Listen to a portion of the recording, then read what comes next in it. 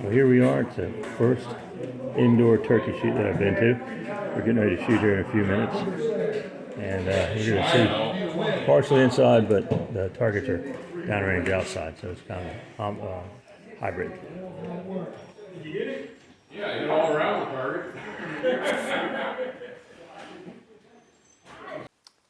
Hi folks, welcome back to Two Riders. Today we're going to talk a little bit and then show you a limited video of an hybrid indoor turkey shoot we went to. It's harder and harder to find good turkey shoots in central Virginia. This one was about an hour north of where we are. Over the last couple of years, some of them have closed down here because of either losing their liability insurance or maybe the property being sold off. We had one that was a really, really good one, very close to here, but they had 9 acres and they sold it for who knows how many millions of dollars because it was right adjacent to an office park. So anyway, we went up the road. We were shooting in an Izaak Walton League facility, and the building was probably about 14 feet deep, 30 feet wide, fully electrified, electric lights, everything else. It was a cold and rainy night, about 36 degrees when we got there, and but we walked in the front door. It was toasty warm. They had 2 wood-burning stoves going. It was interesting because you had a slab concrete floor and a sort of a shed roof. So the back wall, the side walls were solid. The front wall was strips of clear plastic that overlapped each other a little bit, kind of like you'd see at a grocery store if you went in the back room and you went into the department where they kept things cold, like eggs or meat or milk or something like that. You didn't need a door. You could just push the plastic flaps and then they seal back up and they keep the temperature of the room constant, and then the outside air doesn't really infiltrate, whether it's hot in the early fall or cold in the winter.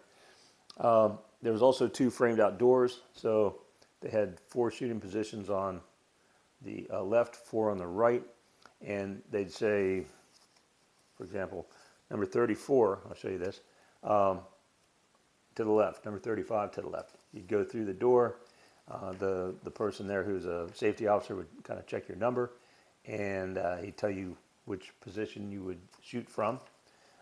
There was overhead cables. These things would be in a welded, I guess, galvanized wire or steel rack. It would motorize out to 25 yards, and there'd be light out there too, so you could see the targets really well. You'd shoot, everyone would shoot. They'd hit the button, bring the targets back in, and go and judge them to see who won. So the first round was for money, about 18 shooters, maybe 20, $5 a shot. 60% of the winnings would go to the person who got the closest to the little dot, and 40% went to the house. The second round was for a slab of bacon. The third one was for money again, but it was restricted to shotgun barrels that were 30 inches or shorter, and that's kind of a standard sporting length for most hunters. They don't want to carry too much more than about a 30-inch gun out there. Very interesting, a lot of fun, very safe. They were very, very serious about no beer, no wine, no liquor.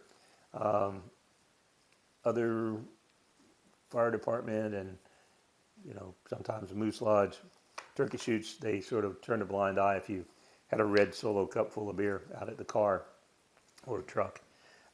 These guys are very serious about safety. So I'm going to show you what we've got here, and let's see here on the back.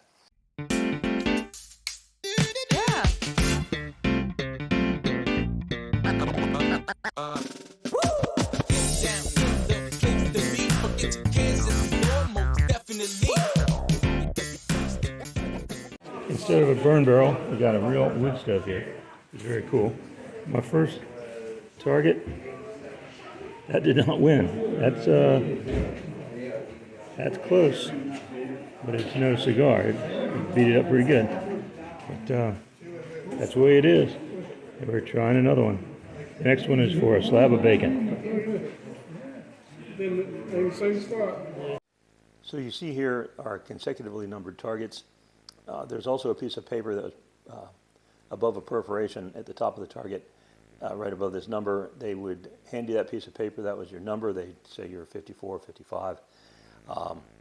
when they called out shooting positions, they'd say 54, 55 through the left-hand door. You'd go in, they'd tell you which position was yours, which target downrange was yours, and you'd take a shot. This was our third shot, and these are probably like that, but not too good. I'd adjusted the scope based on a guy telling me that the number of the targets were put in like that, and the adjustment would make it go up or down. I think he told me wrong, but you know, live and learn. I've got to go pattern the guns again. This was the second round that we shot, and this was my second target. Had a couple of hits. That was my son's target, and he had a nice hit right there in the white, but not near the red. My first target was good, and I probably should have left well enough unknown and not changed things out, but pretty heavy hits through here, but very, very close to the bullseye, which is what you want to bust. There weren't any turkeys shot. It was all paper 5x5 targets, and if you punched out that little dot there, you're the winner. That would have won a lot of shoots that I've shot in the past, but it didn't. So, oh well.